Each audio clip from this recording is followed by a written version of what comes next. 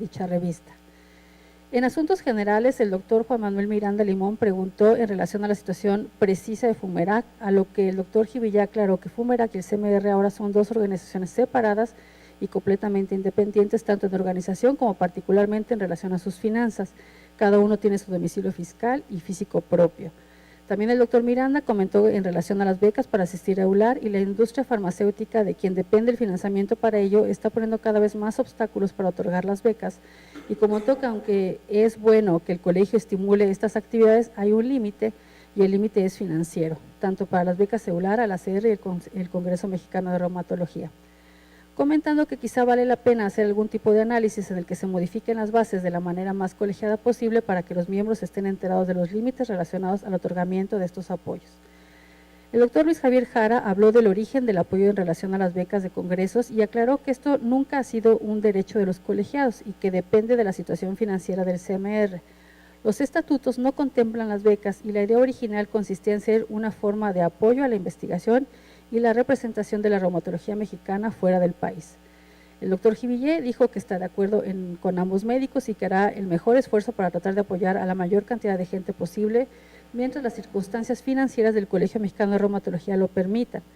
A pesar de que hay límites o limitantes serias para lo que este tema deberá ser discutido a futuro en forma más detallada. Y en cuanto a la sesión académica, se estuvo coordinada por la doctora Fedri Azoque Palazuelos, jefa de reumatología del Centro Médico 20 de Noviembre, y abordaron el tema de terapia biológica y tuberculosis, y estuvo acompañada del doctor Mario Fernández Yáñez Cabrera y la doctora Lilia Andrade Ortega. Posteriormente hubo preguntas y comentarios, se da por finalizada la sesión a las 22 horas, posterior a lo cual se ofrecen bebidas y bocadillos a los asistentes. Gracias. ¿Hay algún comentario al acta? De no ser así, les pido que alcen su mano en señal de aprobación. Gracias. En relación a las actividades llevadas a cabo por el Comité Ejecutivo durante el último mes, se está elaborando una planeación para Promédica de manera que se puedan presupuestar esta actividad de forma más exacta a lo largo del año siguiente. Se ha estado en contacto con el doctor Macías, quien nos está ayudando en este sentido. Se llevó a cabo Promédica en Tampico este mes. Asimismo, se firmaron dos convenios, se firmó un contrato de arrendamiento con el Consejo Mexicano de Reumatología, lo cual viene a solucionar el problema administrativo que teníamos de dos sociedades en una sola. Entonces, de esta manera, el Consejo le paga una renta al colegio por el espacio que utiliza y en respuesta a eso firmamos un convenio de colaboración en donde nosotros le pagamos al consejo una cantidad muy similar a lo que les cobramos de renta para la revisión de documentos y el trabajo que el consejo hace para el colegio. Entonces, de esta manera, esto se hizo de forma consensuada con los consejeros y después de varios meses de estar negociándolo, y de esta manera se soluciona el problema administrativo que teníamos o financiero que teníamos en relación a las dos sociedades en una sola y para evitar sanciones en relación a la ley de lavado de dinero. Le agradecemos al Consejo su colaboración a lo largo de este tiempo para llegar a estos acuerdos. Se llevó a cabo una visita de inspección a Puerto Vallarta, Jalisco, ya para finalizar las cosas que tenemos pendientes en relación al simposio que se va a llevar a cabo en septiembre. Estamos por publicar el programa definitivo del simposio, yo espero que eso se pueda hacer en el transcurso de las próximas 2 semanas, y también estamos por publicar el programa definitivo del encuentro de residentes y profesores de reumatología. De hecho, la dinámica de debates que se va a llevar a cabo ahí ya se está ajustando, ya muchos de los coordinadores han entrado en contacto con los residentes que van a participar en los debates y están definiendo la manera en la que se va a trabajar en esto. Entonces, esperamos que esto resulte muy productivo para todas las personas que van a asistir. Se continúa con la organización del Congreso de Tuxtla Gutiérrez, Chiapas. En este sentido, ya se cuenta con la distribución de los profesores invitados y de las diferentes sesiones que se van a tener. Falta hacer algunos ajustes, pero espero que para septiembre ya tengamos un programa preliminar que se pueda publicar en la página web. En cuanto al Simposio Internacional de Artritis Reumatoide, el colegio va a dar un número de becas. Va a haber becas para el Simposio Internacional de Artritis Reumatoide de Puerto Vallarta. No hemos definido exactamente la cantidad, pero van a ser alrededor de 25. Entonces, en el transcurso de las 2 próximas semanas vamos a sacar la convocatoria para estas becas para que la gente que desee ir haga su solicitud. Durante el segundo simposio se va a llevar a cabo la actualización de la postura del Colegio Mexicano de Reumatología en relación al uso de fármacos biosimilares, en la que vamos a participar todos los asistentes, de manera que esto resulte un poquito más real de lo que se ha logrado en posturas previas en las que participa un grupo limitado de personas. Entonces, entre más personas, más reumatólogos participen en esto, pues más fuerte va a ser nuestro documento en este sentido, y también sentimos que esto va a ser en beneficio de todos.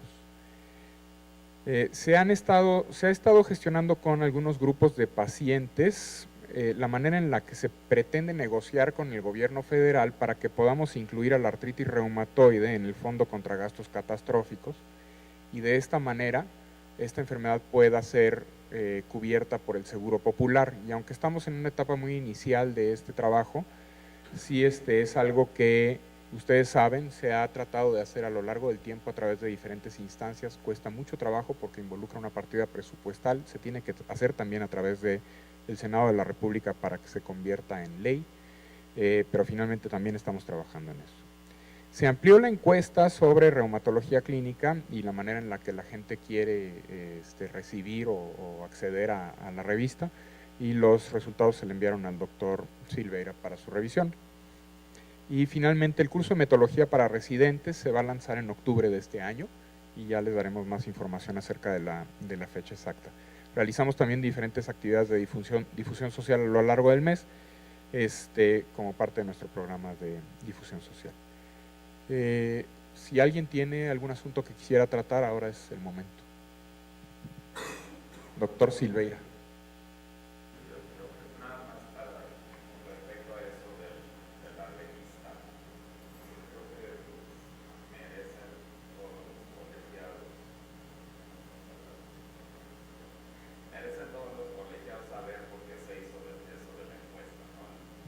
Lo que me comunicó la mesa directiva del colegio es que le está saliendo muy caro al colegio pagar todos los números de la revista, lo cual es cierto.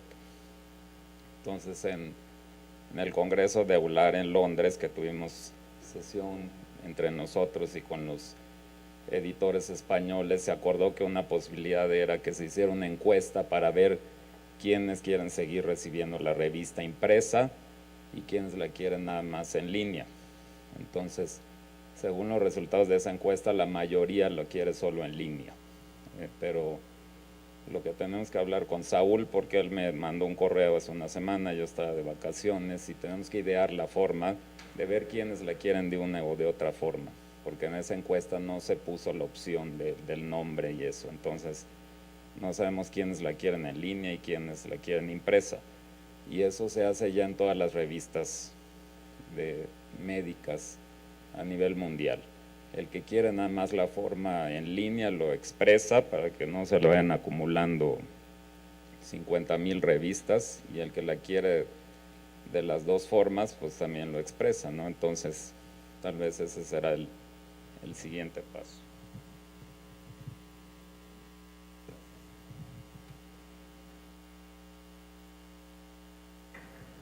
Sí, de acuerdo. Yo creo que también ahí habría que platicar con el CEBIER, de manera que nos permitieran acceder de alguna manera a nuestra opción de recibirla físicamente o únicamente en línea, como se hace con otras revistas, pero es un mecanismo que vamos a tener que definir a futuro.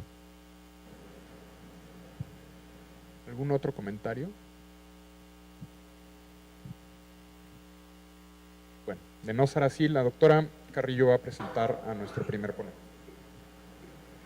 Bueno, previo al inicio de la sesión académica del día de hoy, nos es grato presentarles al doctor Juan Carlos Arana, tiene una posición de MSL de Rheumatology en GlaxoSmithKline, quien nos va a hablar brevemente de belimumab.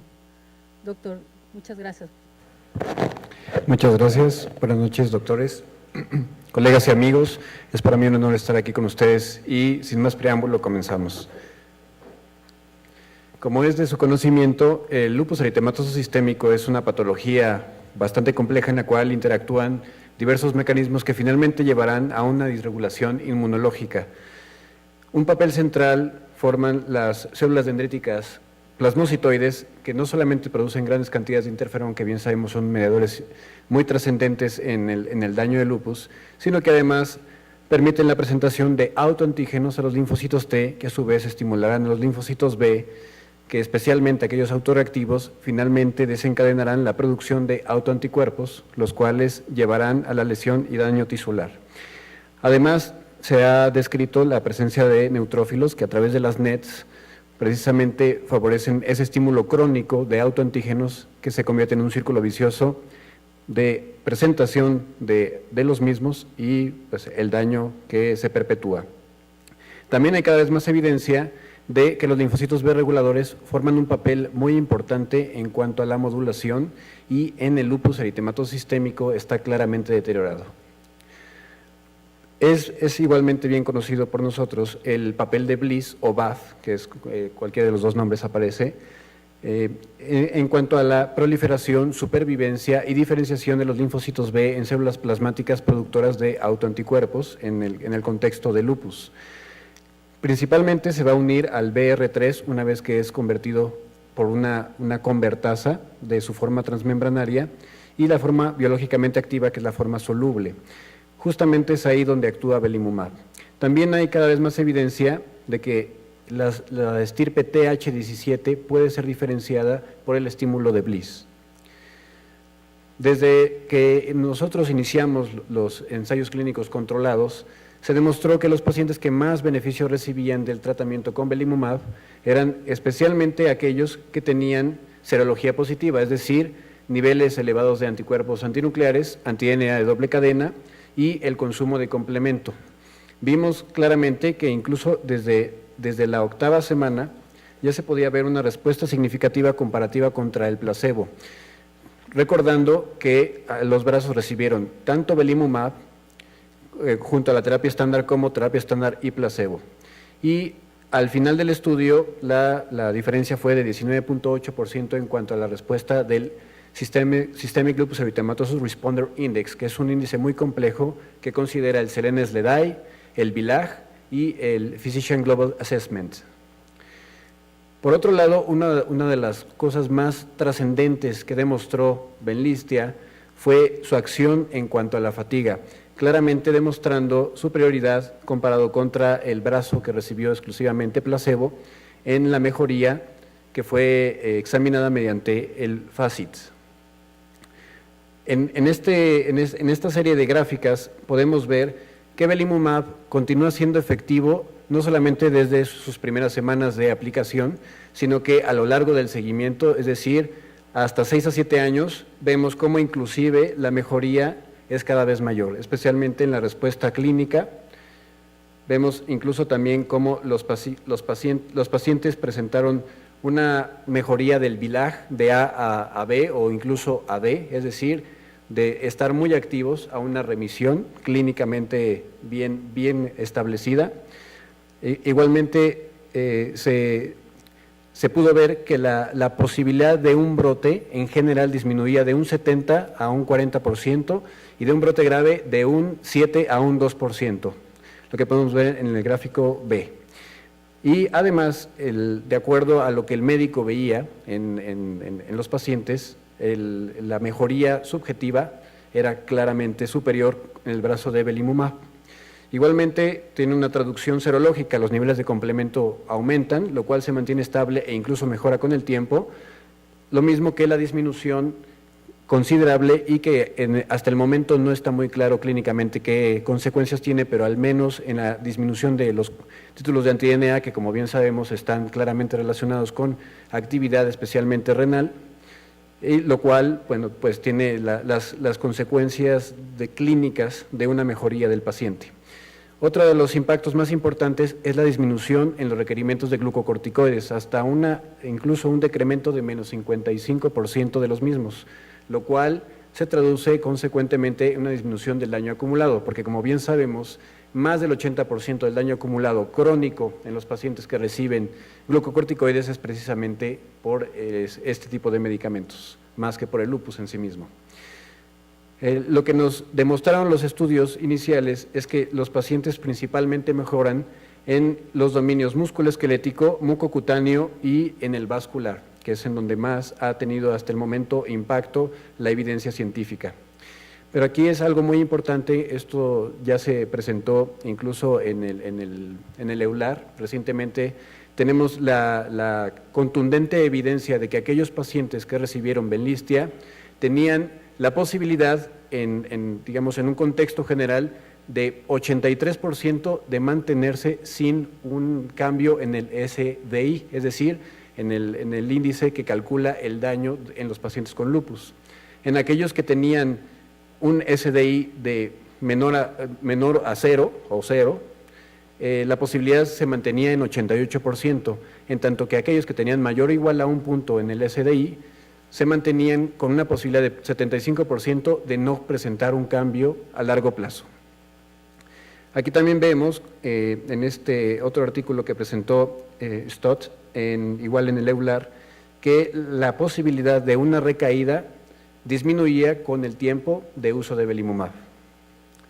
En esta tabla, lo que se compara son aquellos pacientes que presentaron una respuesta favorable a belimumab, que habitualmente, como ya les comenté, son sobre todo aquellos que han tenido serología positiva, es decir, anticuerpos antinucleares positivos, anti-DNA, títulos altos, consumo de complemento, etcétera, contra los no respondedores. Como ven, bueno, las P's no dejan nada a la imaginación y claramente la mejoría en los distintos índices clínicos fue considerable, tanto en el SLEDAI, el VILAG, en el CLASI, que considera el lupus musculoesquelético, como en la serología.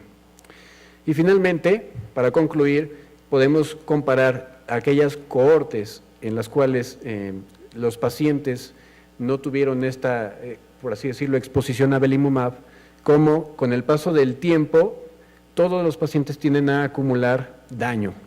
En la cohorte SLEEK, que es una de las más importantes, y se estudiaron los pacientes a 6 años, 51.1% de los mismos tuvieron al menos un ítem nuevo de daño acumulado en la evaluación. Igual la cohorte de Tromso, 42% de los pacientes desarrollaron daño a 5 años. En la cohorte Lumina, de 0.8 a 2.4 a los 5 años. Y en la cohorte brasileña, 82% incluso desarrollaron daño a los 10 años, comparado contra un cambio de 0.2 en el SDI en aquellos que recibieron Benlysta. Muchas gracias por su atención.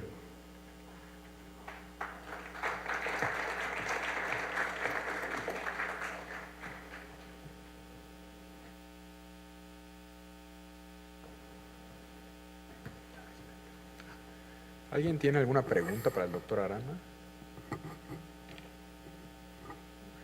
De no ser así, le agradecemos su intervención.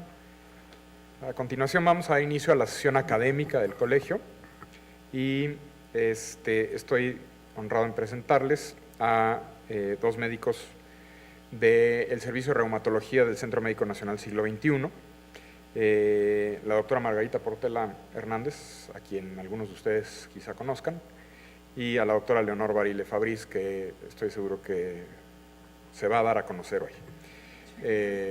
Entonces, los voy a dejar con Margarita Portela, quien les va a hablar de daño acumulado en lupus y los factores asociados a ello.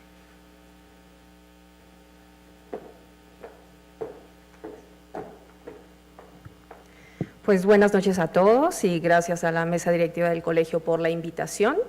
Y bueno, cuando nos propusieron esto de participar en la sesión, tratamos de seleccionar un tema que no esté tan difundido. Y en este caso seleccionamos daño acumulado en lupus, porque finalmente es, yo creo que un tópico que a veces tomamos poco en cuenta. Casi siempre nos interesa más la actividad de la enfermedad, pero pocas veces ponemos atención en el daño acumulado por lupus. Entonces, hablando un poquito de los tópicos o de los puntos que vamos a tratar, bueno, obviamente estará la definición, algunos aspectos epidemiológicos, las escalas de medición, y aquí me gustaría preguntar, a ver que levanten la mano, ¿quién utiliza clinimetría para daño acumulado en lupus? ¿Quién de aquí? Ah, Memo, ¿sí? No te creo. Pero bueno, sí, esto es poco usual que utilicemos pues la herramienta más validada que se les di. Entonces es raro que la utilicemos y lo ideal sería que fuera de forma anual. Vamos a hablar también acerca de factores predictores de daño, de factores protectores de daño y el papel preponderante que juegan los glucocorticoides en el daño orgánico acumulado. Vamos a tocar también algunos puntos muy rápido del Treat to Target, sobre todo con foco en daño, no con actividad de la enfermedad. Y por último, daremos algunas conclusiones y recomendaciones. Entonces, empecemos con la definición de daño orgánico en lupus. Esto se define como una lesión orgánica o tisular acumulable, irreversible, que aparece durante la evolución de la enfermedad y que persiste por al menos 6 meses consecutivos.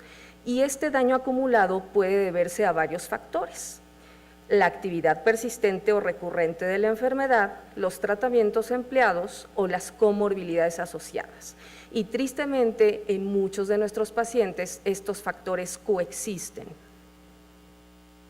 Todos conocemos los patrones evolutivos en el lupus. La evolución natural de la enfermedad implica brotes intermitentes que se les llama exacerbaciones, recaídas o reactivaciones, como lo quieran llamar, y que se alternan en la mayor parte de los casos con periodos de remisión, sobre todo cuando los pacientes están adecuadamente tratados.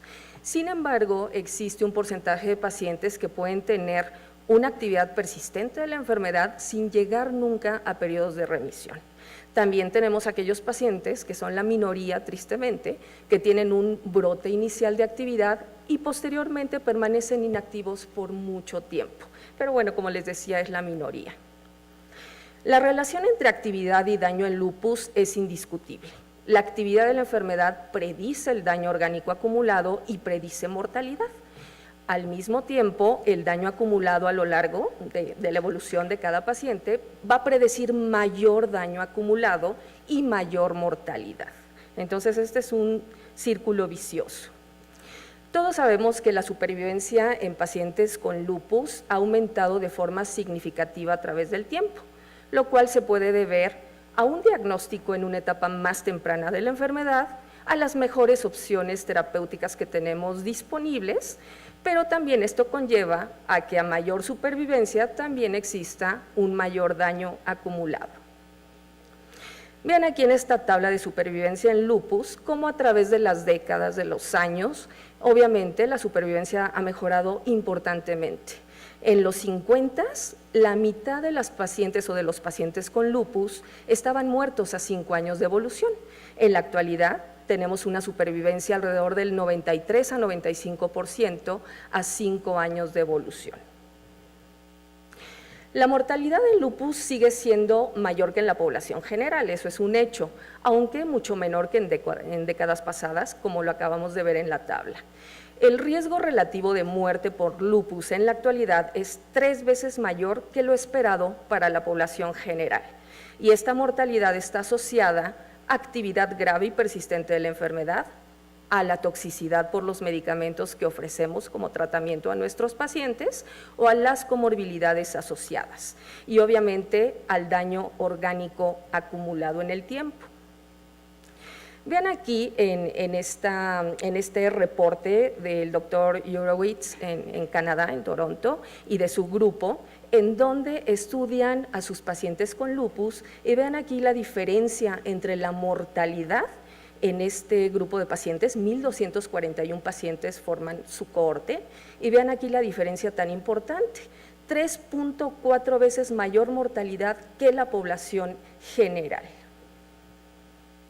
Dentro de los aspectos de clinimetría en lupus, Omerat, en su reunión del comité en 1998, recomienda que en pacientes lúpicos las variables que se deben de vigilar y las medidas de desenlace que deben de llevarse a cabo son con relación a actividad de la enfermedad, daño acumulado, calidad de vida y toxicidad del tratamiento. Obviamente que todos estamos alertas con respecto a las herramientas de clinimetría para actividad de lupus, ¿no? Hay SLEDAI en sus diferentes variedades, obviamente el ECLAM, el BILAG, el SLAM, PGA, como que tenemos más conocimiento de estas herramientas y en un porcentaje de pacientes las ocupamos. Sin embargo, todo lo que tenga que ver con daño acumulado lo tenemos algo olvidado. Las herramientas para la medición de daño acumulado en lupus definitivamente están subutilizadas, son poco tomadas en cuenta. Como les decía al inicio de la sesión, siempre existe una mayor atención para la actividad de la enfermedad que para el daño acumulado en el tiempo y son igual de importantes. ¿Por qué? Porque las repercusiones clínicas que se presentan en muchos dominios son equiparables en cuanto a funcionalidad, calidad de vida y supervivencia. La herramienta de clinimetría para daño acumulado más conocida, la validada, yo diría que casi la única, es el SDI, que mucha gente lo conoce como SLIC, pero bueno, realmente SLIC, ACR, Damage Index, entonces se debe decir SDI. Esta herramienta fue creada y validada en 1996 por este grupo de expertos en lupus y constituye, como les decía hasta el momento, el mejor instrumento de medición de daño en lupus. Está validado a nivel mundial y en diferentes poblaciones.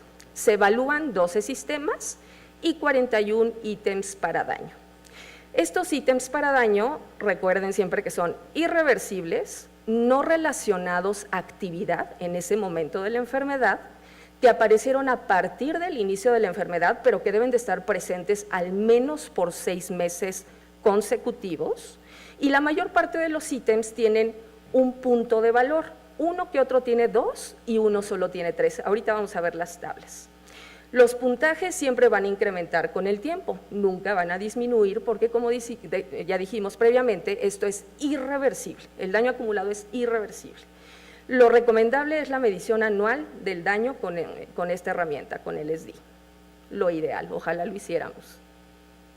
Bueno, obviamente está cargadísima esta tabla, por eso la partí en varias diapositivas y aquí podemos ver los diferentes ítems que contiene el SDI. Primero, tenemos el dominio ocular, en donde se toma en cuenta la presencia de catarata, de cambios en la retina o de atrofia óptica, y cada de estas cosas tiene un punto de valor. A nivel neuropsiquiátrico, la afección cognitiva, la psicosis mayor, las convulsiones, los eventos cerebrovasculares, la neuropatía craneal o periférica y la mielitis transversa tienen también un puntaje.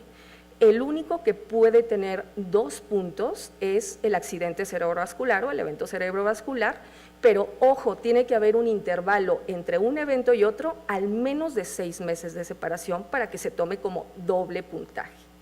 A nivel renal, el filtrado glomerular menor a 50%, que persiste por 6 meses o más de 6 meses, lleva un punto del SDI. La proteinuria mayor a 3.5 gramos en un día lleva otro punto y puntúa 3 cuando ya existen datos de insuficiencia renal crónica. A nivel pulmonar, todos los ítems que constituyen este dominio tienen un valor de 1 punto y puede ser hipertensión pulmonar, fibrosis pulmonar, síndrome de pulmón encogido, fibrosis pleural, infarto pulmonar y resección por causa distinta a neoplasia.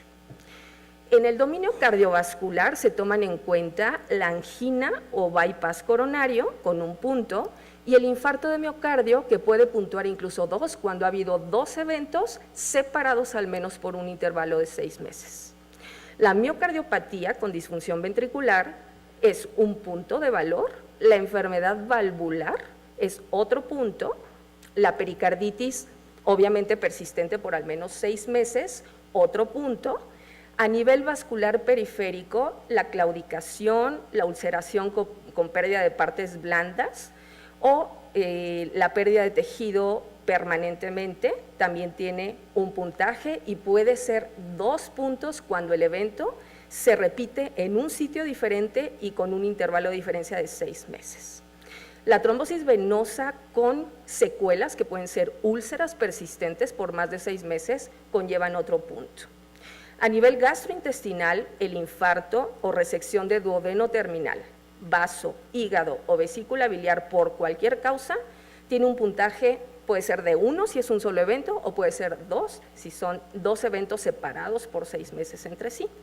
La insuficiencia mesentérica es un punto, peritonitis crónica otra, y estenosis o cirugía del tracto gastrointestinal superior otro punto. A nivel músculo-esquelético, que esto es bastante frecuente dentro de las complicaciones de daño acumulado en lupus, puede ser considerado cuando hay atrofia muscular o debilidad, que puntúa 1, artritis erosiva o deformante, otro punto, osteoporosis con fractura o aplastamiento vertebral, otro punto, y la necrosis avascular, que esa sí puede ser doble puntaje, obviamente cuando está en 2 sitios diferentes y con este tiempo de diferencia de 6 meses. A nivel cutáneo, la alopecia crónica cicatrizal, las cicatrices extensas y las úlceras cutáneas llevan un punto cada uno de estos ítems, el fallo gonadal prematuro, otro punto, y la diabetes, indistintamente del tratamiento, un punto más. La malignidad, excluyendo displasia, tiene un puntaje de 2 si el evento se ha presentado en 2 sitios diferentes, o de 1 si es solamente en un solo sitio. De esta manera se hace el puntaje anual y se va checando qué tanto está acumulando el paciente de daño a través del tiempo. Ahora, se ha visto en diferentes estudios que esta herramienta de clinimetría para daño realmente tiene una correlación muy importante con supervivencia. Entre mayor es el puntaje del SDI, mayor va a ser la mortalidad y menor la supervivencia en los pacientes con lupus. Ahora, también tenemos la parte de que el paciente puede contestar algunos cuestionarios y que pueden correlacionar bien con el SDI. Y en este caso tenemos uno que se llama LDIQ, que quiere decir Lupus Damage Index Questionnaire. Es un cuestionario basado en el SDI, consta de 56 preguntas y tiene un coeficiente de correlación aceptable con el SDI. La versión en español está validada, nos tocó formar parte de este grupo de validadores con pacientes de nuestro centro, y esto se llevó a una publicación en Lupus en el año 2009, en donde se vio que realmente sí hay una correlación cuando se aplica el cuestionario en español a nuestro grupo de pacientes. También se intentó validar en portugueses y en gente de habla francesa, que eran canadienses, no eran franceses, eran canadienses, y se vio que la correlación no era tanto como los pacientes de habla en español. Aquí tenemos las características basales de los pacientes que participaron en el estudio. La mayor parte de ellos eran de habla en español, la mayoría latinoamericanos, más del 90% latinoamericanos. Había algunos que hablaban portugués, que son brasileños o gente de Portugal, y como les decía, los que hablaban francés solo se tomaron en cuenta población canadiense. Aquí es importante decir que cuando se hizo la correlación entre el SDI, que es decir, lo que el médico evalúa para puntuar daño, y cuando se correlaciona con el cuestionario que el paciente tiene que contestar, hubo una correlación importante, pero sobre todo en la herramienta en español, no tanto la herramienta en portugués ni en francés. Entonces aquí se puede decir que este cuestionario pudiera ser utilizado en nuestros pacientes y correlaciona muy bien con la herramienta que contesta el médico. Ahora, existe un gran interés por conocer todos aquellos factores que se asocian al daño acumulado en lupus, y uno de los primeros intentos que se hicieron fue a través de este grupo de corte del SLIC, ¿no? Que obviamente digamos, un grupo internacional que mete pacientes con lupus y hace análisis en diferentes dominios. Y bueno, estudiaron muchos factores que pueden estar relacionados con predicción de daño en lupus, incluyendo la edad. Todos sabemos que a mayor edad más riesgo de tener daño acumulado, el género, que en algunos casos se determina que el género masculino puede tener un peor pronóstico, sin embargo en otros estudios el riesgo es similar entre población femenina y masculina. La raza, en donde los afroamericanos y los latinoamericanos tienen mayor riesgo de daño acumulado que otras poblaciones, sobre todo comparando con caucásicos. La duración de la enfermedad, que eso repetidamente se ha documentado que sí tiene relación, obviamente, paralela con el daño acumulado a través del tiempo. La actividad, que puede ser persistente o recurrente. La positividad de anticuerpos anti-DNA, sobre todo cuando el desenlace que medimos es el daño renal crónico. C3 bajo, que no en todos los estudios se ha corroborado. La presencia de anticuerpos antifosfolípidos y en especial el anticoagulante lúpico ha correlacionado con daño. Las comorbilidades, sobre todo hipertensión arterial sistémica y diabetes mellitus, y el uso de glucocorticoides de forma crónica, sobre todo cuando tomamos en cuenta las dosis acumuladas. Tristemente, este factor ha sido uno de los más predominantes en correlacionar con daño acumulado en el tiempo. En la cohorte de lupus de Hopkins, de la doctora Petri y de su grupo, se encontró que obviamente la duración de la enfermedad pues es un factor, o sea, innegable de acúmulo de daño a través del tiempo, como lo podemos ver en esta gráfica. Existen muchos otros estudios que documentan que a través del tiempo se acumulan mayores puntajes de daño en pacientes con lupus y bueno, obviamente hacen análisis de los factores que pudieran estar asociados. Este es uno de los seguimientos más largos que encontré en cuanto a acúmulo de daño, que es un periodo de seguimiento de 26 años, que fue publicado por Chambers. Y ven aquí cómo a través de los años, los pacientes obviamente van acumulando mayores puntajes de daño, algunos de ellos van muriendo, por eso es que en la columna de pacientes vamos viendo menos a través del tiempo. En la cohorte canadiense de la doctora Gladman, también se encontró que el daño orgánico específico a través del tiempo aumenta en diferentes dominios.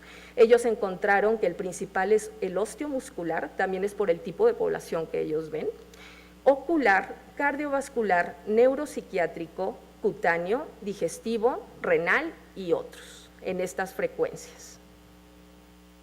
Ahora, también existe una publicación de 1998 en la revista Lupus, en donde se midió el daño en 210 pacientes mexicanos con lupus, pertenecientes al Servicio de Reumatología del Centro Médico Nacional Siglo XXI, publicado por el doctor Sonana. Esto obviamente tuvo correlación con duración de la enfermedad y ellos encontraron que cuando los pacientes cumplían más criterios de clasificación para el diagnóstico, en el momento basal, cuando se hacía el diagnóstico de lupus, tenían más riesgo acumulado en el tiempo de tener daño. Incluso se vio que en un lapso de 5 años de seguimiento, más del 50% de los pacientes ya tenían al menos un punto de daño y la mayoría tenían de 2 para arriba. Ahora, en la corte de Gladel se documentó que el número de recaídas de los pacientes impacta de manera importante en el acúmulo de daño, no tanto la intensidad de las recaídas, sino la frecuencia con que tenían recaídas estos pacientes. Hay otros estudios que documentan también que la intensidad de la recaída es importante, sin embargo, en este caso pareciera que va más en relación con el número de recaídas o de exacerbaciones en el tiempo. En cuanto a mortalidad, se pueden encontrar una gran cantidad de estudios y de reportes en diferentes cohortes en el mundo y realmente hay una correlación directa entre mayor daño acumulado y mortalidad. También es importante decir que en muchos de los estudios se analiza el efecto que tienen los glucocorticoides a través del tiempo y posicionan a estos medicamentos como la causa número 1 de daño acumulado. Entonces es triste que pueden ayudar tanto para control de la actividad de la enfermedad, pero que a largo plazo puedan tener un efecto tan deleterio. También en este estudio se documentó que la positividad de anticuerpos antifosfolípido tiene que ver con acúmulo de daño, sobre todo a nivel neuropsiquiátrico y a nivel cardiovascular. En este grupo de pacientes portugueses se documentó que hay gran impacto en el número de comorbilidades para impactar acúmulo de puntaje del SDI. Ellos incluyen hipertensión, diabetes, dislipidemia, como factores importantes para que sean de alguna manera factores independientes para acúmulo del daño en pacientes lúpicos, aparte del resto de las variables que ya conocemos como asociadas a daño. En cuanto a calidad de vida, en este estudio canadiense se documentó que entre mayor puntaje de daño acumulado, menor es la calidad de vida de los pacientes. Entonces, este estudio es muy bonito porque analizan con herramientas de clinimetría estas variables y sí se ve realmente la correlación entre mayor daño, menor calidad de vida. Ahora, en cuanto a la mortalidad, ustedes van a encontrar reportes, por ejemplo, del grupo británico, del doctor Eisenberg, pueden encontrar reportes de la Sociedad Española de Reumatología, en donde invariablemente existe una correlación positiva entre mayor daño y mayor mortalidad o menor supervivencia, como lo quieran ver. Este es un estudio reciente que publicaron en Puebla, la doctora Claudia Mendoza y el doctor García Carrasco, en donde analizan el nivel socioeconómico de los pacientes y su relación con daño acumulado en el tiempo. Y encontraron que efectivamente, entre menor nivel socioeconómico y cuando el paciente está desempleado y no tiene un buen ingreso, esto correlaciona con que sus puntajes de daño son mayores a través del seguimiento. Ahora, en cuanto a la positividad de los anticuerpos o el perfil de anticuerpos que tiene cada paciente, esto es muy variable en la literatura médica y realmente no hay correlaciones tan fuertes, hablando de anticuerpos antinucleares y de sus especificidades, donde sí parecía haber mayor correlaciones con anticuerpos antifosfolípidos, sobre todo con anticoagulante lúpico. Sin embargo, con anticuerpos antinucleares no se ha visto, digamos, una evidencia contundente de que tienen un impacto importante en daño. Solamente los anticuerpos anti-DNA de doble cadena se ha visto que sí impactan para que los pacientes acumulen daño en el dominio renal. Estas son las características demográficas en este estudio de pacientes, incluyeron 348 pacientes y bueno, lo que quiero documentar aquí es que la positividad de anticuerpos en estos pacientes, en estas frecuencias, realmente no tuvieron un impacto importante. Ellos midieron obviamente el daño a través de SDI y está con estos porcentajes. El 44.8% de los pacientes tenían al menos un punto de SDI, algunos obviamente tenían puntajes más altos y realmente no hubo gran correlación. La correlación fue con edad y duración de la enfermedad.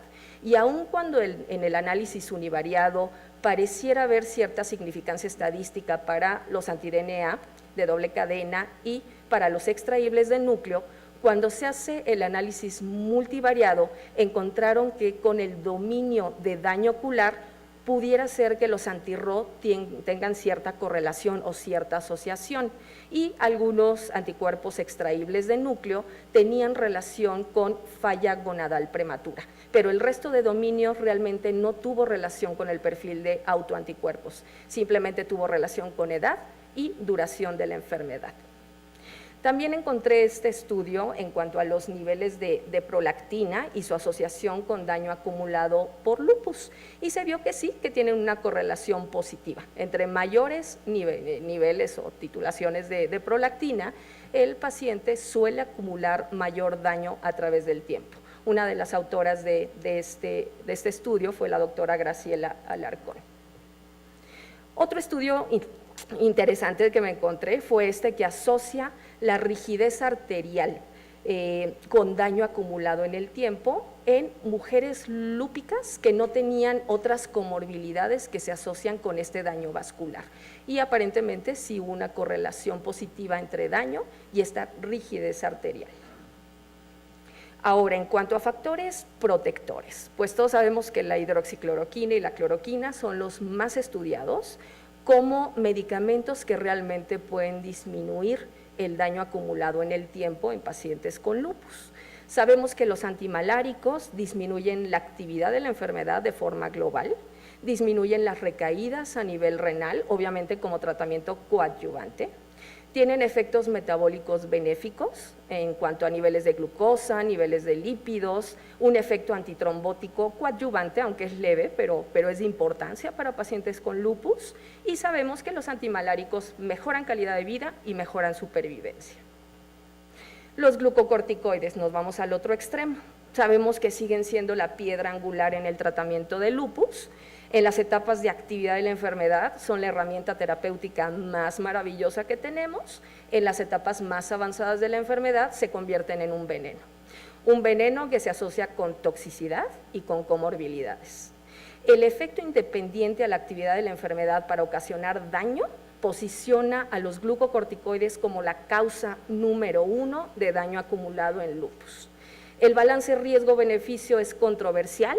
Se piensa que en algunos casos es el precio que hay que pagar para controlar actividad en los momentos importantes, que puede ser actividad grave para que el paciente no muera. Sin embargo, a lo largo del tiempo esto se puede convertir en una verdadera catástrofe. Existen muchísimos estudios que documentan la correlación directa del uso de glucocorticoides, sobre todo en dosis acumulada a través del tiempo, y el daño acumulado irreversible en pacientes con lupus. En cuanto a la relación a daño, pues todos sabemos lo que esto puede ocasionar: hipertensión, diabetes mellitus secundaria, dislipidemia, cardiopatía isquémica, eventos cerebrovasculares, necrosis avascular de cadera, cataratas y glaucoma, osteoporosis con o sin fracturas, miopatía, infecciones y lo que ustedes quieran nombrar. En este estudio de la doctora Gladman, en su cohorte de pacientes, se documentó que un porcentaje muy importante del daño acumulado era atribuible de forma independiente al uso de glucocorticoides. En todos los dominios que mide el SDI hubo una presencia importante del uso crónico de los esteroides como los que producen el daño acumulado. Ahora, es cierto que en etapas tempranas de la enfermedad, por ejemplo, aquí en esta gráfica vemos como en el primer año, pues el daño pues es raro que esté asociado con el uso de esteroides. Sin embargo, conforme va pasando el tiempo, van teniendo este papel predominante para acumular daño. La dosis sí importa. Las dosis bajas, menores a 7.5 miligramos por día de prednisona o su equivalente, condicionan un riesgo bajo de daño acumulado, 1.6. Las dosis intermedias pueden ir con un riesgo acumulado o con un riesgo relativo, mejor dicho, de daño entre 2 y 5, dependiendo también de la dosis acumulada en el tiempo. Pero dosis mayores a 30 miligramos por día de prednisona o de su equivalente incrementan exponencialmente el riesgo de daño acumulado, siendo de 5 a 9 ese riesgo para acumular daño y de todas las consecuencias en calidad de vida, en supervivencia, etcétera.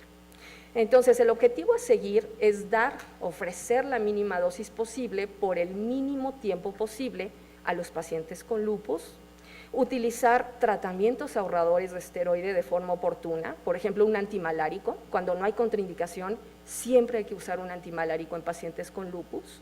Y hay estudios en marcha que posicionan dosis menores de esteroides como igual de eficaces que las dosis que habitualmente utilizamos.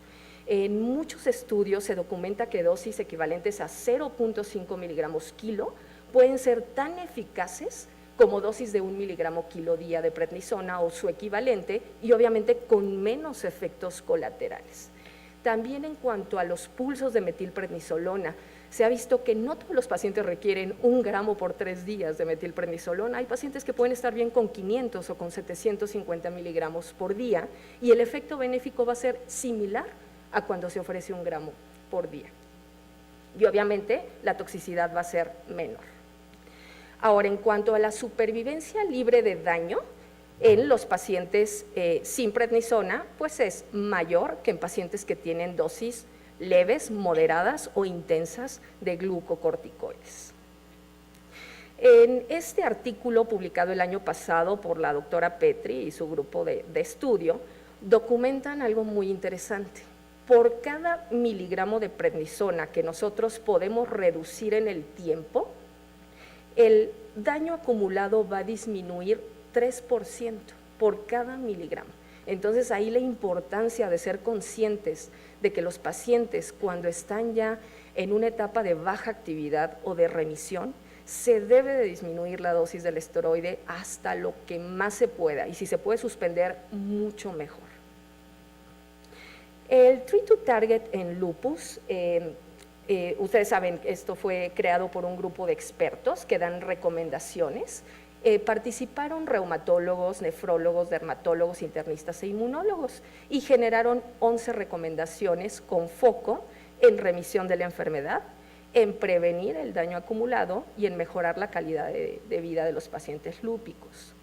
Si ustedes ven los tópicos que seleccionaron para la revisión de la literatura, la revisión sistemática de la literatura y las recomendaciones que generaron, muchas de estas recomendaciones tienen que ver con daño acumulado y la necesidad de tener presentes las comorbilidades y de tener presente que los glucocorticoides deben de disminuirse en dosis hasta lo más posible. Esto nada más quiero mostrarles que es la tesis de una de nuestras residentes, la doctora Marina López Marquet, que tiene que ver con el daño acumulado en nuestro grupo de pacientes con lupus en el servicio. Los tutores, bueno, el doctor Mario Pérez Cristóbal y una servidora, y los objetivos principales de este estudio son medir el daño acumulado en nuestro grupo de pacientes con lupus, analizar los factores asociados como predictores de daño y también aquellos que pudieran fungir como protectores de daño. En la población de estudio, pues incluyeron pacientes con diagnóstico de lupus en seguimiento de la consulta externa obviamente de reumatología de nuestro hospital, que tuvieran al menos 6 meses de diagnóstico de lupus. Ya sabemos que antes de esa fecha no puede haber daño acumulado. Todos los pacientes cumplieron con los criterios de clasificación del ACR para lupus y se intenta hacer a futuro un análisis comparativo entre el grupo con daño y sin daño para ver los factores asociados. Las variables incluidas en nuestra base de datos fueron género y edad, duración de la enfermedad, actividad medida por SLEDAI-2K, daño medido por el SD, anticuerpos antinucleares y su titulación, especificidades de anticuerpos antinucleares, niveles de complemento C3 y C4, la presencia o ausencia de anticuerpos antifosfolípidos, la presencia o ausencia de síndrome antifosfolípido, la dosis acumulada en el tiempo de esteroides, los tratamientos inmunosupresores utilizados, el tiempo y el uso de cloroquina o de hidroxicloroquina, la presencia de comorbilidades, principalmente diabetes e hipertensión, y los órganos y sistemas que han sido afectados a través del tiempo en cada uno de los pacientes. Estos son algunos resultados muy preliminares, simplemente de frecuencias, porque todavía no completamos el número total de pacientes. Al momento tenemos 196 pacientes, los cuales 69 no tienen daño y 127 ya tienen daño presente. La edad es diferente entre los grupos, obviamente los que no tienen daño son más jóvenes, con 35 años en promedio, y con daño 41 años. Años de diagnóstico, 7 en aquellos pacientes que no tienen daño, obviamente es un promedio de tiempo de evolución del diagnóstico, y con daño 9.13 años. El SLEDAI no hay diferencia entre los grupos de con daño y sin daño. En cuanto al género masculino, 7 pacientes no tienen daño y 20 pacientes tienen daño. Esto constituye el 74% del total de pacientes hombres. En cuanto al género femenino, 62 mujeres no tienen daño y 107 tienen daño, que esto constituye el 63% del grupo de mujeres. La positividad de anticuerpos antifosfolípidos se encontró en el 18% de las pacientes sin daño y en el 23% de los pacientes que tienen daño. Y llama la atención que la presencia de hipertensión arterial sistémica es altamente prevalente en nuestro grupo de pacientes, incluso en los que no tienen daño, 42% son hipertensos y 58% de los que tienen daño. Obviamente el análisis univariado y multivariado se hará una vez que completemos la base de datos con la mayor parte de los pacientes con lupus en nuestro servicio. En cuanto a los dominios del SD, tenemos que el más afectado por daño acumulado es el neuropsiquiátrico, seguido del vascular periférico, la diabetes, cardíaco, cardiovascular, renal, musculoesquelético, pulmonar, cataratas también quedó en ese rubro, gastrointestinal, malignidad, cutáneo y falla gonadal como lo menos frecuente. Y bueno, Para hablar de conclusiones finales con respecto a este tópico de daño acumulado en lupus, podemos decir que es altamente prevalente y que es catastrófico, impacta en la funcionalidad de nuestros pacientes, en la calidad de vida y en la supervivencia.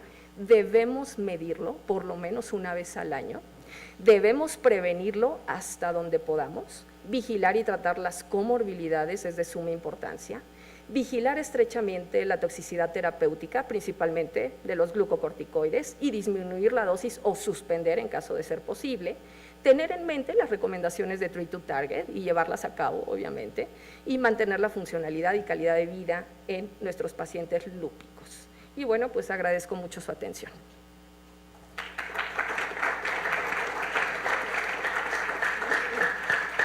Las preguntas serán al final, me imagino.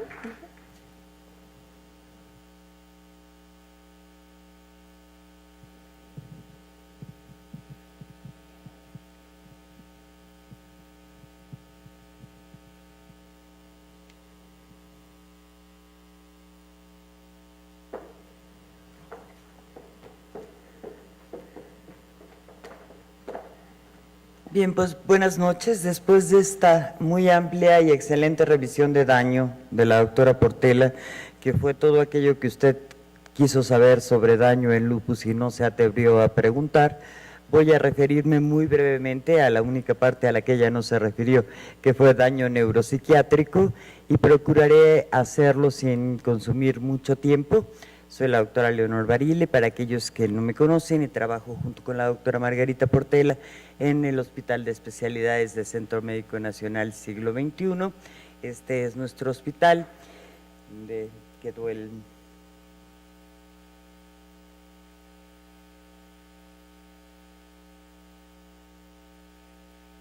Este es nuestro hospital, este es el logo de nuestro servicio, son las alas de mariposa y la cara del lobo. Este logo fue diseñado hace algunos años por uno de nuestros residentes, es cariñosamente conocido como el logo mariposón, pero realmente creo que es un logo muy hermoso y muy bien logrado. Bien, vamos a hablar pues ahora de manifestaciones neuropsiquiátricas y el daño neuropsiquiátrico acumulado en pacientes con lupus. Algunos puntos de interés en cuanto a manifestaciones neuropsiquiátricas en general, aún sin hablar de daño, es que pueden presentarse en cualquier momento durante la evolución de la enfermedad, ya sea antes del diagnóstico de la enfermedad, hasta en el 40% de los casos, tan temprano como un año después del diagnóstico, en el 60% de los casos, en cualquier momento durante la evolución de la enfermedad, y tanto en enfermedad activa como en silenciosa.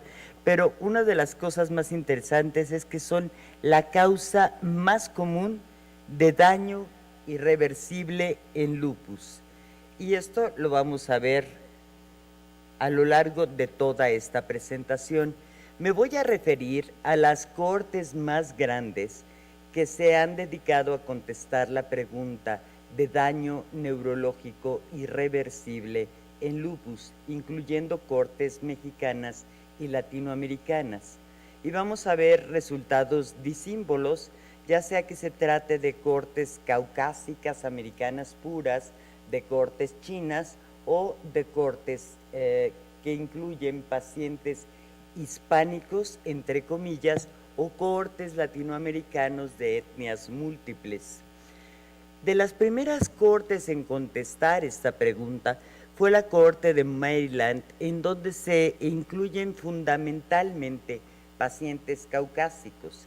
En esta cohorte, que tiene relativamente pocos pacientes, se vio que la mortalidad debida a daño neuropsiquiátrico no es frecuente y que la causa de esta mortalidad no estaba relacionada directamente a daño neuropsiquiátrico.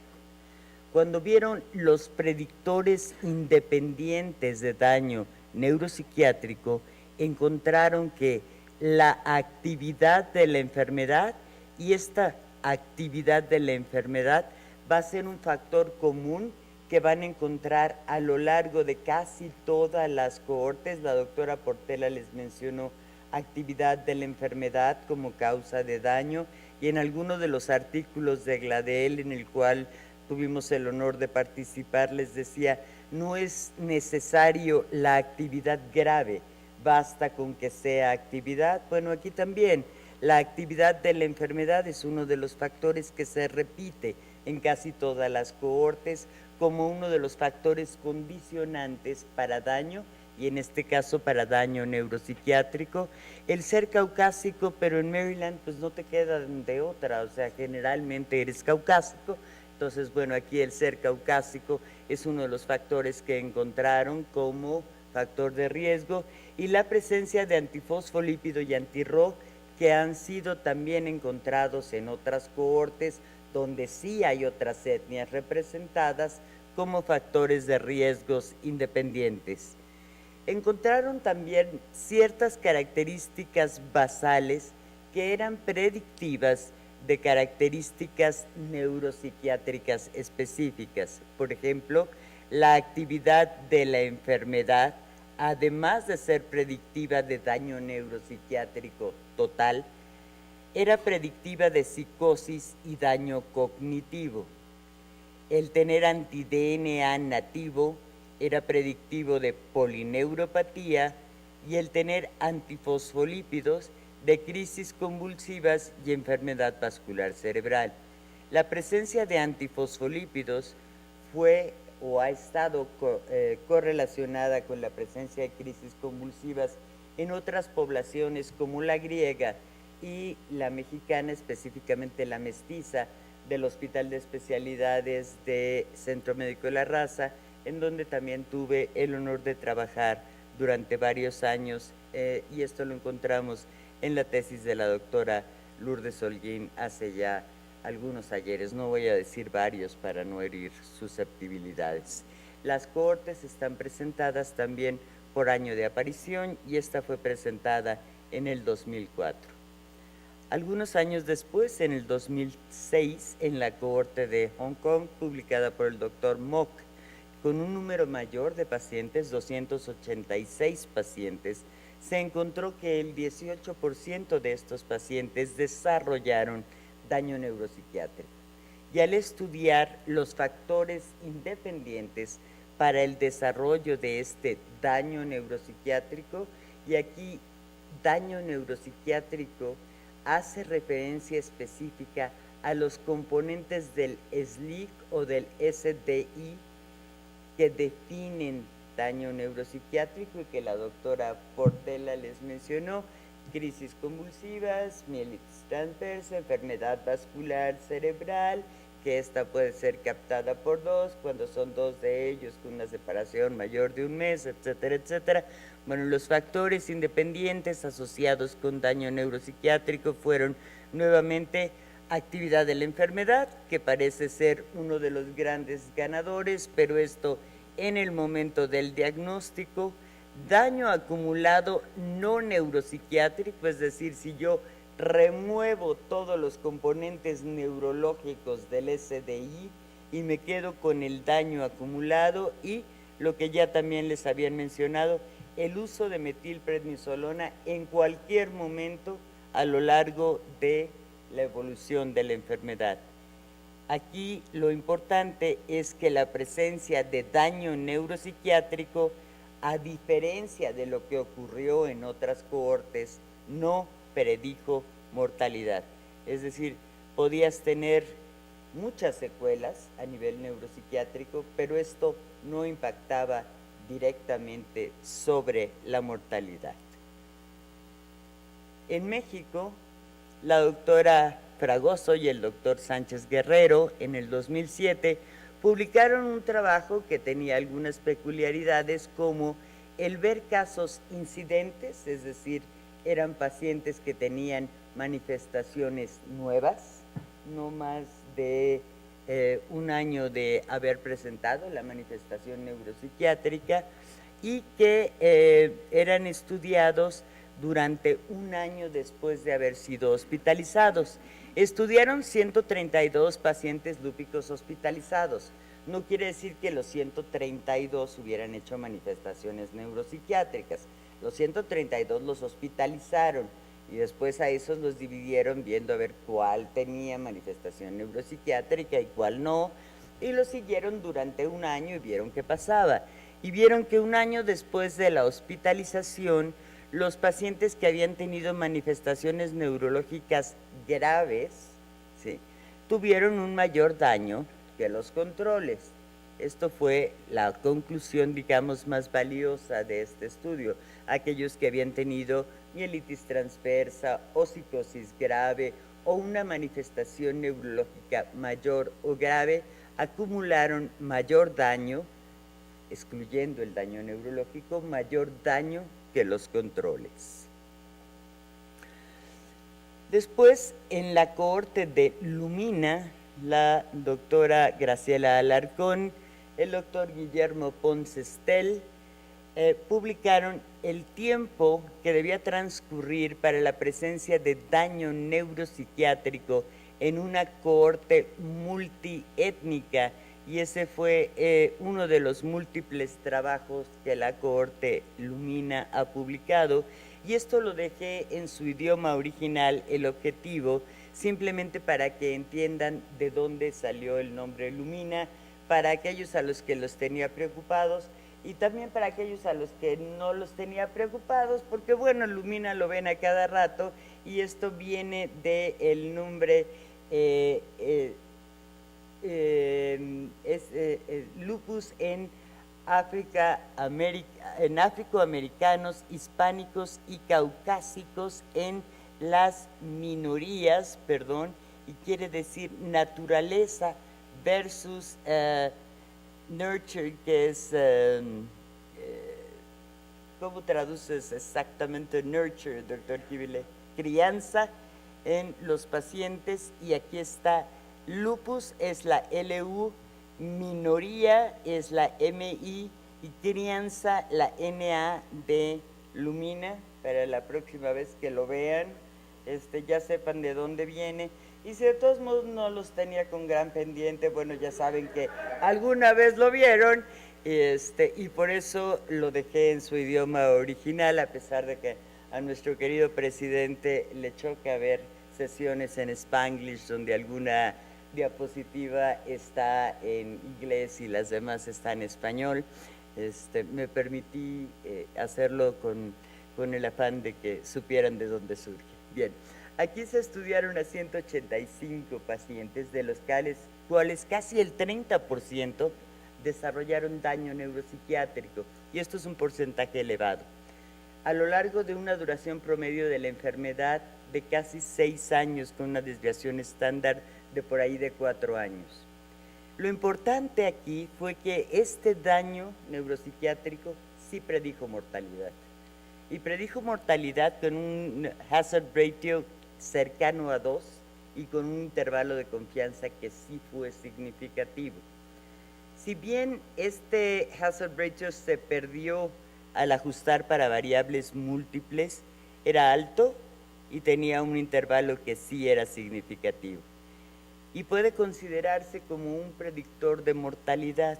Entonces, esta es tal vez de las primeras en que podemos considerar al daño neuropsiquiátrico como presente en un porcentaje elevado en una población multiétnica y que está asociado a mortalidad. Esta es una de las tablas, y lo que ven prácticamente con todos los primeros números como una significancia estadística notable es que el grupo comparativo en cuanto a etnias eran los caucásicos de Puerto Rico. Entonces, todas las etnias fueron significativas al compararlo contra los caucásicos de Puerto Rico, tanto los afroamericanos como los caucásicos de otras poblaciones, como los hispánicos de Texas, como cualquier otra etnia. También tuvieron otras significancias, como el tener una actitud de desesperanza o el requerir ayuda, el requerir soporte social o un nivel de pobreza, es decir, todo aquello que los hacía tener un nivel que implicara una condición social, económica o cultural de desigualdad, los ponía en una situación de desigualdad que les hacía tener un mayor riesgo de desarrollar durante un tiempo más corto daño neuropsiquiátrico. En cuanto a las características clínicas, hubieron muchísimas que durante un análisis de Cox, pero en este caso bivariado, fueron significativas, tales como anemia hemolítica, Raynaud, muchas de las neurológicas que fueron corridas como variables clínicas en el SLEDAI, psicosis, crisis convulsivas y muchas otras comorbilidades como diabetes e hipertensión que siguieron siendo significativas en el análisis multivariado, la enfermedad de la actividad, en este caso medida por SLAM y no por SLEDAI, y protectores, la presencia de hidroxicloroquina y curiosamente de glucocorticoides. La presencia de glucocorticoides en dosis baja fue protector e incluso la presencia de glucocorticoides en dosis media, de tal manera que pudiesen subyugar la actividad de la enfermedad o incluso una actividad neurológica moderada, se consideró como que pudiese acortar el tiempo necesario, como que pudiese alargar el tiempo requerido para presentar daño neuropsiquiátrico. Sin embargo, el empleo de glucocorticoides por tiempo prolongado sí se consideraba como un factor que podría acortar el tiempo para presentar daño neuropsiquiátrico. Entonces, todo dependía de la dosis empleada y durante cuánto tiempo la empleábamos en cuanto a glucocorticoides tocaba. Las conclusiones eran que el daño neuropsiquiátrico fue común y era el dominio más frecuentemente involucrado del SDI, que esto ya lo comentó la doctora Portela hace un momento, les mostró una gráfica de barras en donde en nuestros pacientes del servicio el dominio más frecuente del SDI fue el neurológico. Esto sucedió también en esta población. Una mayor actividad de la enfermedad a lo largo del tiempo, la diabetes, una mayor edad, se asociaron significativamente con un tiempo más corto para desarrollar daño neuropsiquiátrico. La hidroxicloroquina puede estar asociada con un mayor tiempo para desarrollar daño neuropsiquiátrico. Durante los últimos días del mes de septiembre y los primeros del mes de octubre se desarrollará en Nueva York el evento Lupus 21st Century, que es un evento por invitación, al cual el Grupo GLADEL ha sido invitado. Participaremos 4 investigadores senior y algunos investigadores junior o investigadores, como les hemos llamado ahora, GLADEL 2.0, y participaremos con algunos abstracts, dentro de los cuales participaremos con algunos abstracts de GLADEL neurológico, y uno de ellos, bueno, esto es para quienes no conozcan GLADEL, que sería imperdonable, está formada por una cohorte incipiente multinacional de 34 centros en 9 países. Manejamos desde hace muchos años una base de datos común, ARTROS. Son pacientes que fueron diagnosticados a partir de enero de 1996. Todos incluíamos un paciente nuevo por mes, los valorábamos cada 6 meses y cerramos la base de datos en mayo del 2010 con 1.486 pacientes, porque considerábamos que el incluir más pacientes no nos iba a dar información adicional. Y este es uno de los trabajos que llevamos, en donde su servidora es la autora senior del trabajo, y son los factores predictores basales de la ocurrencia de daño neuropsiquiátrico en pacientes latinoamericanos con lupus. Y a propósito de esta sesión quisimos presentarlo. Nuestro objetivo fue estudiar los factores predictivos de daño neuropsiquiátrico acumulado, tanto demográficos como relacionados a la enfermedad y su impacto en la mortalidad en pacientes latinoamericanos con lupus de reciente inicio.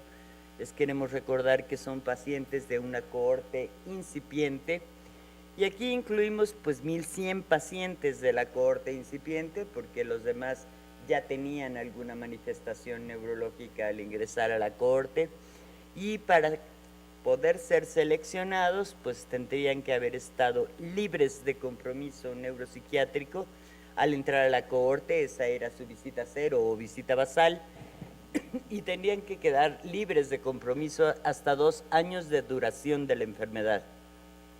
Examinamos la relación entre las características sociodemográficas, clínicas, actividad de la enfermedad y tratamientos basales con el desarrollo de daño neuropsiquiátrico medido por SLIC total o neurodaño, incluido daño cognitivo, psicosis, crisis convulsivas que requiriesen tratamiento por al menos 6 meses, enfermedad vascular cerebral, neuritis periférica o craneal o mielitis transversa a lo largo del seguimiento, y los datos fueron, como ya lo comenté, registrados en la base de datos ARTROS, que es la base de datos común que todos los gladeles empleamos. Los pacientes que desarrollaron y los que no desarrollaron daño neurológico fueron comparados usando la prueba de Log-Rank y los predictores independientes de daño neurológico acumulado fueron identificados usando un modelo de regresión de daño proporcional de Cox. Durante un seguimiento promedio de 52 meses, 79 pacientes, que fue el 7.2%, desarrollaron daño neuropsiquiátrico. En el análisis univariado, las variables predictivas de daño neuropsiquiátrico fueron enfermedad cardiovascular, sí 30% versus no 14%, con una P significativa. Enfermedad renal, sí 31% versus no 23%, con una P significativa. Y linfocitopenia, sí 32% versus no 22.1%, con una P significativa. Sin embargo, al hacer un análisis multivariado, solo la enfermedad cardiovascular se retuvo en el modelo con un hazard ratio de 2.5 y un intervalo de confianza significativo. Durante el seguimiento, la mortalidad fue más alta en aquellos que desarrollaron daño neurológico comparada con aquellos que no la desarrollaron, y el porcentaje es claramente diferente, 15 versus 3%, con una P menor de 0.0001, o sea, es claramente significativo. Concluimos que la enfermedad cardiovascular fue nuestro único factor predictivo de desarrollo de daño neurológico y que su presencia se asoció significativamente con una mayor mortalidad. Proponemos que se requiere un mejor control de la actividad para reducir el daño neuropsiquiátrico y mejorar la supervivencia.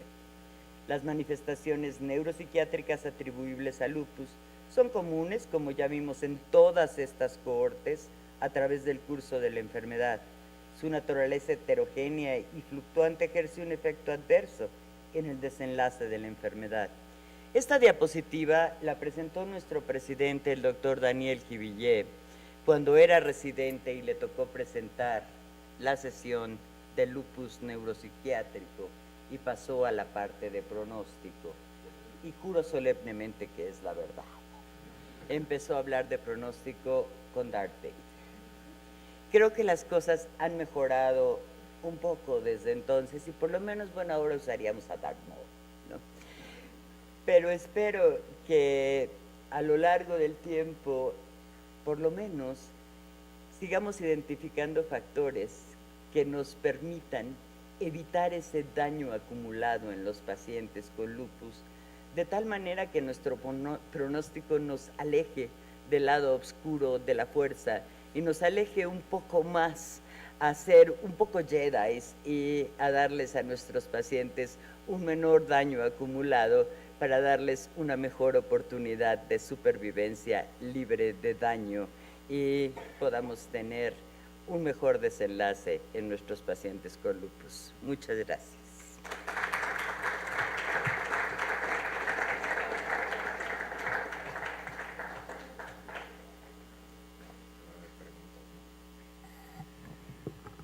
Bueno, si tienen alguna pregunta para la doctora Barile o para la doctora Portela, helas aquí.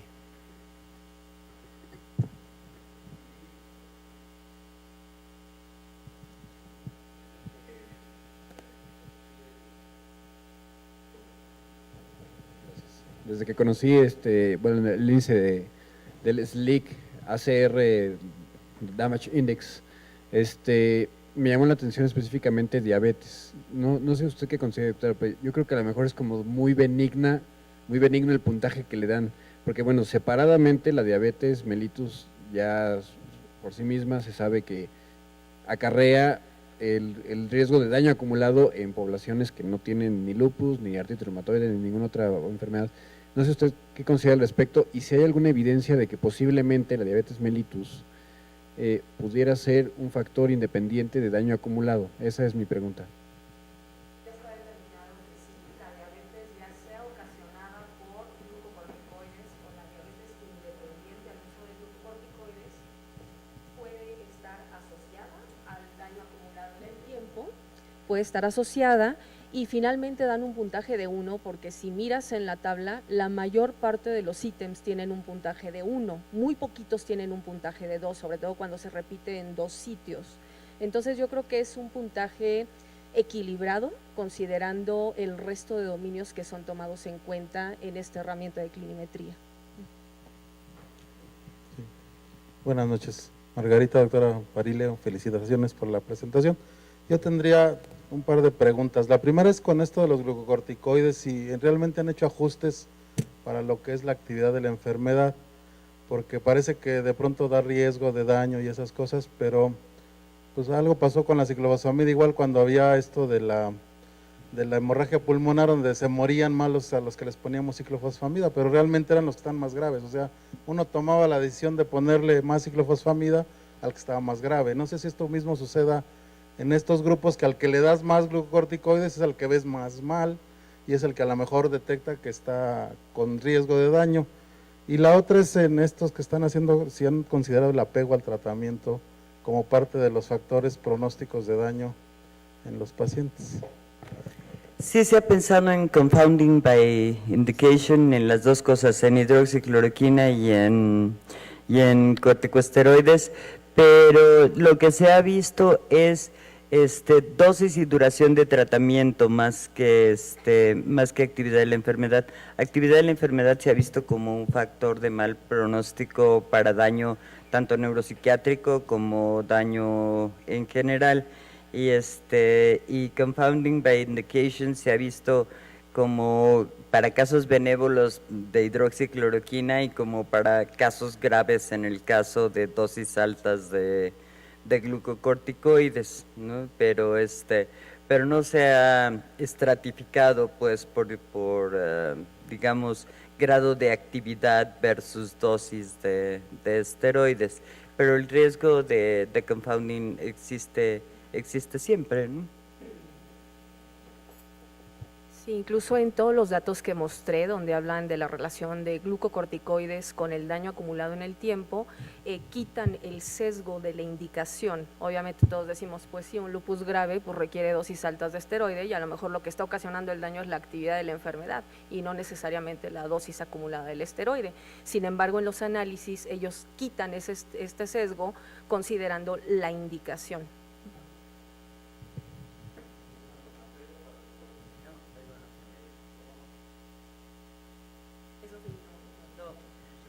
En los que yo revisé, apego no se ha medido y nosotros no medimos apego. Doctora Margarita, en cuanto al daño acumulado a nivel ocular, ¿se ha considerado el glaucoma de ángulo abierto? Bueno, lo que está considerado ahí es catarata daño retiniano, que puede ser por toxicidad por antimaláricos, y atrofia del nervio retiniano. Hasta donde recuerdo, en el listado de ítems de daño no está glaucoma, están esos dominios nada más, esos ítems. Bueno, felicidades por la sesión, realmente, tanto a Leonor como a Margarita por sus excelentes presentaciones.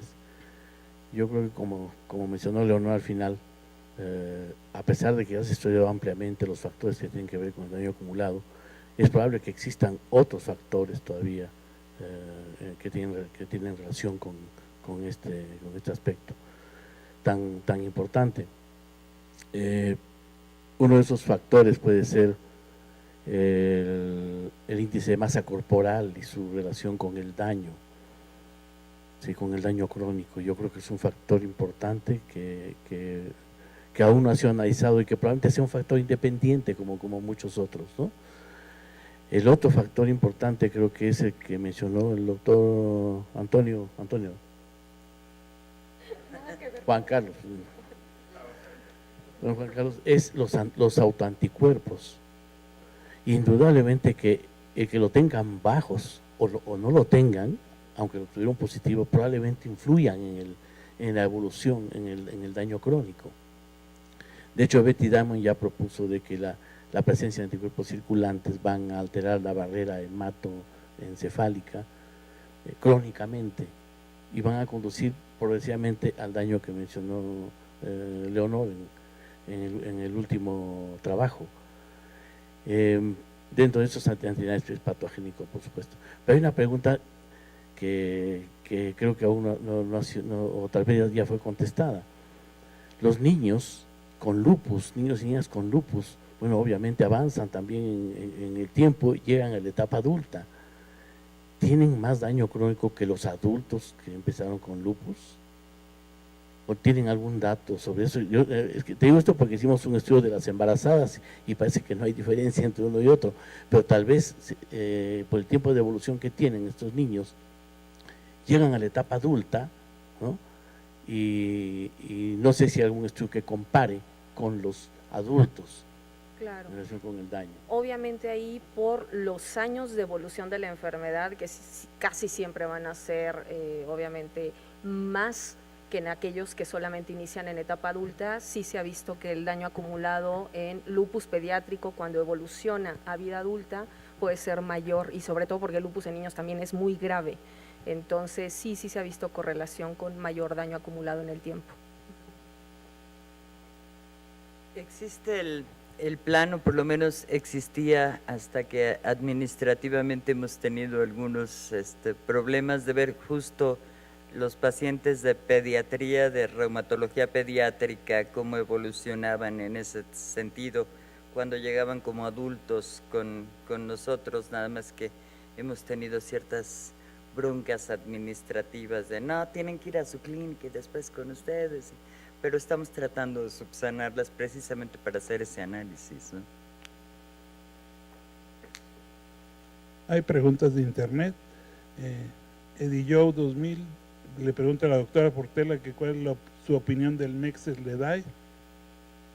Para la doctora Barile, O Rojas 81, que si existe algún predictor para desarrollo de enfermedad neurológica en pacientes pediátricos. ¿En pacientes pediátricos? Bueno, obviamente el Mexes-Leday es digamos, es más aplicable a muchos sitios porque contiene menos variables, ¿no?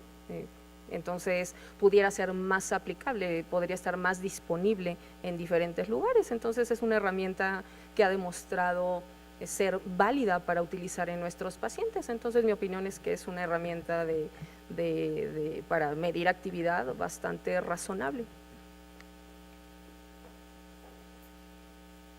Yo no veo pacientes pediátricos, veo pacientes adultos, pero bueno, no hay en adultos ningún predictor de desarrollo de enfermedad neurológica, predictor como tal. No conozco las cohortes de pacientes pediátricos en cuanto a predictores de daño neuropsiquiátrico. Y aquí todas las que presenté no es predictores de presencia de manifestaciones neuropsiquiátricas, eso es otro boleto. Lo que presenté ahorita es daño neuropsiquiátrico, que es otra cosa, porque no hay predictores de manifestaciones clínicas neuropsiquiátricas como tales en adultos. Entonces, pues en pacientes pediátricos lo ignoro porque no me dedico a ver pacientes pediátricos. Gracias, doctora Barile y doctora Portela. La última pregunta de internet, ¿qué pueden mencionar de neuropatía óptica y daño neuropsiquiátrico en lupus? La neuropatía óptica como tal es una de las manifestaciones graves y una de las que responden poco a tratamiento, es decir, de las que dejan mayores secuelas, ¿no? El de Vic, digamos que la mielitis suele responder más que la neuritis óptica. Por ahí hay un artículo mexicano en donde presentaban una respuesta espectacular de la neuritis óptica. No es mi experiencia, creo que siempre queda un grado de limitación de la visión y por lo tanto sí deja pues secuelas, ¿no? Y por lo tanto limitación o daño, ¿no? Atrofia del nervio óptico sí está contenida dentro de uno de los ítems de daño. Entonces, pues sí, es una de las causas de daño, pues, de neurodaño. Gracias, doctora.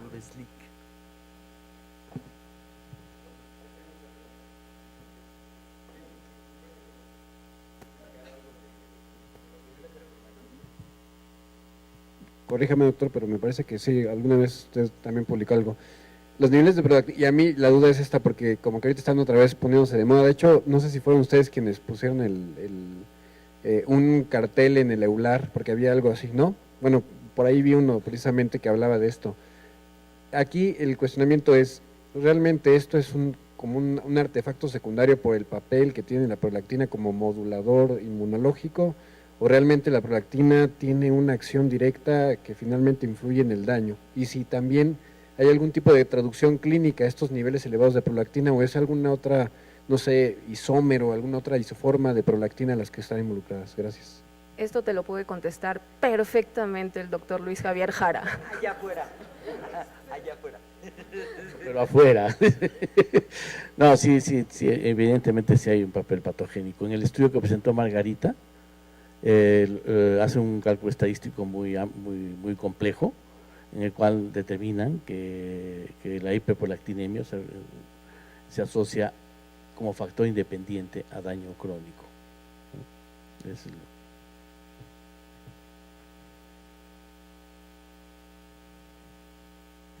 Les agradezco a todos su asistencia, a la doctora Portela, a la doctora Barile, su excelente ponencia. Un aplauso para ellas, por favor.